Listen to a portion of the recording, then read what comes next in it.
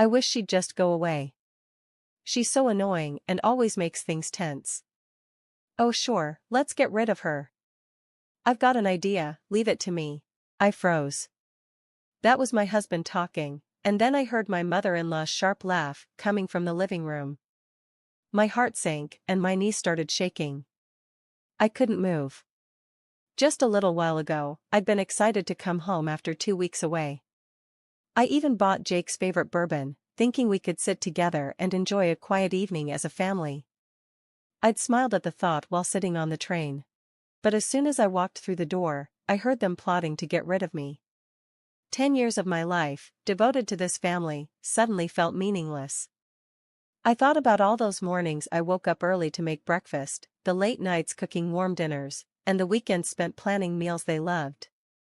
But Madison, my mother-in-law, always threw away my food. "This is unfit for us," she'd say. Every time, I quietly made it again. Just last month, on my birthday, Jake didn't come home because of work. Later, I found out he'd gone to a fancy restaurant with his mom. My heart burned with anger and sadness. I'd buried my feelings for so long, but now I realized it was all for nothing. From the living room, I still heard them chatting, excited about their plans to push me out. My anger grew like a fire inside me. I gripped the handle of my suitcase tightly. "My name is Sarah Green. I'm 35 years old, and I work as an architect. I've traveled the world, Paris, New York, Dubai, designing beautiful spaces that bring people joy." But Madison didn't know any of this. To her, a woman belonged in the home. She thought my job was just a little side thing to help out. She had no idea about the life I'd built. Architecture has always been my passion. My father used to say it could warm hearts and add beauty to people's lives. I've carried his words with me ever since he and my mom died in an accident when I was 15. After that, I worked hard to keep his dream alive. I graduated at the top of my college class and landed a job at a global architecture firm. For most of my 20s, I focused only on work. Dating wasn't even on my mind. People called me a workaholic, and I didn't care. Then, 3 years ago, everything changed. I met Jake. A mutual friend introduced us, and he seemed different. "Architecture, huh? That's amazing," he said when we first met. Jake had kind eyes and genuinely wanted to understand my work. For the first time, I felt seen, like I'd found someone who truly understood me. I married him, feeling like I'd regained the family warmth I lost so long ago. We moved into a cozy apartment together, spending weekends picking out furniture, choosing curtains, and placing a plant by the window. It was a simple but real happiness. But that happiness didn't last. Less than a month after our wedding, Jake's mother, Madison, moved in, without asking. "I just can't bear to be alone anymore," she said, crying. Jake, clearly uncomfortable, reluctantly agreed. "I'm sorry, Sarah. Mom's been so down lately," he said. I could see how deeply attached he was to her. Since his father had passed away before we married, I understood her loneliness and thought this was my chance to build a warm relationship with her. I worked hard to make Madison feel welcome. I woke up early to make breakfast, took care of the house even after long workdays, and planned activities for us on weekends, like outings or trying new recipes. Jake noticed and said, "Sarah, you don't have to do so much. If you overwork yourself, we'll all be worried." His kindness motivated me to do even more. But Madison's attitude changed. "This soup is awfully bland." "Jake, how are you supposed to get your nutrients like this?" she'd say. I'd respond calmly, "I'm so sorry. I'll do better next time," while holding back tears. She'd criticize everything, even how I folded laundry. "You're so busy with work, but this is just sad," she'd remark. My hands would clench in frustration. Then came her hurtful comments, "You know, men start looking around when their wives are too busy with work. Especially someone like Jake, such a good-hearted man." Her words stung, but I endured it. This was my family now. Occasionally, Jake would try to defend me. "Mom, maybe don't say it like that," he'd say, but his voice would trail off when she shot him a stern look. Every time he backed down, my love for him dimmed a little. Still, I held on to hope that Madison would someday understand me. One night, I shared my dream with Jake. Jake, I want to start my own architecture firm someday. I want to build things that make people happy. And if I had my own firm, I'd have more time for us. That's incredible, Sarah. You'll make it happen, I know it, he said with a warm smile. For a moment, I felt like I had a real partner. Recently, I landed a major project that could define my career. When I told Jake, he seemed happy at first. Wow, that's amazing, Sarah. But his smile didn't reach his eyes. He looked down, like he was hiding something.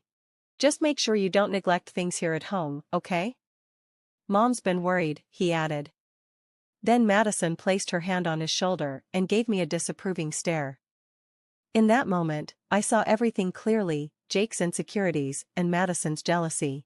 I still wanted to believe that, one day, we'd truly be a family. But that night changed everything. As I finished washing the dishes, Madison's sharp, mocking voice cut through the silence. Sarah, come here right now, she snapped. Her tone made my shoulders tense. Sighing, I dried my hands and went to the living room. The smell of alcohol hit me. Jake was sitting on the couch, looking uneasy, while Madison had a flushed face and a smug expression. So, Sarah, are you really going on business trips, or is it something else? She asked, her tone dripping with accusation. I froze, shocked. My throat tightened, but I stayed calm, arguing would only make things worse. Then she pulled out a piece of paper, divorce papers. Jake's signature was already there. We're keeping it ready in case you step out of line, she said with a mocking smile. My heart raced as I stared at Jake's familiar handwriting. Her words felt like ice in my veins. My hands started shaking as memories of our wedding day, our home, and the little moments we shared flashed through my mind. Jake, what's going on? Does our marriage mean so little to you? I asked. Jake wouldn't meet my eyes. Well, Mom's just worried, you've been gone so much lately, he mumbled. See? Even Jake is concerned, Madison chimed in. Running off on all those business trips and leaving the house a mess. I looked at Jake and suddenly everything became clear. His need for his mother's approval outweighed any love or commitment to me. Furious but unwilling to show my pain, I said, 4 years, I've kept this house running and taken care of both of you, and this is how you repay me? Madison rolled her eyes. Busy, always so busy, she mocked. Jake even told me himself he's fed up with you being gone all the time. Jake looked away like a scolded child. I mean, yeah, I did say that, he admitted weakly. In that moment, something inside me broke. The man I had trusted with my heart was siding with someone who constantly tore me down. But I couldn't give up just yet. I didn't sign the papers. Instead, I left for a 2-week work trip to Dubai, hoping some distance would help me think clearly. During the trip, I received an email that stopped me in my tracks. Miss Green, congratulations. Your project has been shortlisted for this year's International Architecture Award. You are the first American woman to reach this level. My heart raced with pride and excitement. I heard my dad's voice in my mind. Architecture has the power to heal, to bring people together. As my taxi drove through the city, I imagined how proud Jake would be. Maybe he'd finally see what my career meant. But when I arrived home that night, I was greeted by laughter from the living room. As I opened the door, I heard Jake's voice, harsh and bitter. Oh God, I wish she'd just disappear. I can't stand living on edge every single day, Jake said. Madison's voice responded, syrupy but full of venom. Then why don't we make her go? Don't worry, honey, I've got a plan. My heart sank as I realized what was happening. I had hoped to share my triumph with Jake, but instead, I found my own family plotting against me. My hands shook as I clutched my suitcase. I was frozen, unable to breathe. For 10 years, I had done everything to build a life for this family, early mornings, late nights, weekends spent cooking and cleaning, and now, they were casually planning to cast me out. I stood there, holding the award notification in my hand, their laughter echoing around me. In that moment, it became clear, this time, I wouldn't just leave. I would end this chapter on my own terms. That night, I quietly packed the essentials. I left behind everything tied to the past, the gifts, the memories, even my wedding ring. As I closed the door behind me, I whispered a quiet farewell. 2 days later, I arranged a meeting with Jake and Madison at a luxury hotel downtown. The conference room on the 30th floor overlooked the city, a perfect backdrop for what I had planned. I arrived early, dressed in a sharp suit, and laid out documents on the table: my award notice, project contracts, and the signed divorce papers. When Jake and Madison arrived, they looked startled. Jake's shirt was wrinkled, and Madison's smug expression had been replaced with unease. "Please, sit," I said calmly. "What's all this, Sarah? Some kind of last-ditch effort?" Madison sneered. I stayed composed. "I wanted you both here for closure and to clarify a few things." I placed the award notice in front of them. "I recently learned I'm a finalist for an international architecture award. It's something my father and I dreamed about for years." Madison scoffed. "Really? You never mentioned it." "I wanted to share it with my family, but you both made it clear where I stand." Then, I played the recording of their cruel words. The room filled with their voices. Jake looked horrified, and Madison's face went pale. That was taken out of context," Madison stammered.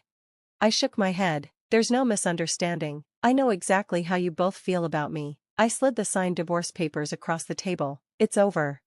Jake reached out, desperation in his eyes. "Sarah, wait." Madison snapped, her composure unraveling. "Good riddance. You think you're better than us because of some fancy job and an award?" "No, Madison, I don't think I'm better," I replied firmly, "but I do know my worth, and it's not here."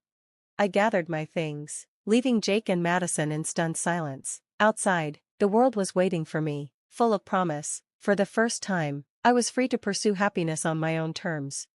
A month later, I moved into a new high-rise apartment overlooking the city. The building's elegant design and breathtaking views reflected my passion for architecture. Each morning, I looked out over the city, reminding myself that this new life was something I created. I reconnected with old friends, took on exciting projects, and opened a new office downtown for my growing team. My work was thriving, and every day brought thrilling new challenges and accomplishments. At the International Awards ceremony, I was announced as the winner. Applause echoed around me as I held up the award, honoring the dream my father and I had once shared. The moment felt surreal, filled with pride and nostalgia. Standing on that stage, I realized I was exactly where I was meant to be. Every painful experience had shaped me into who I was: stronger, independent, and unshakable. My heart was full, and my mind was clear. With each step forward, I felt the weight of the past fall away, leaving me free to design my future. The world was my canvas, and I was ready to create a life truly worth living.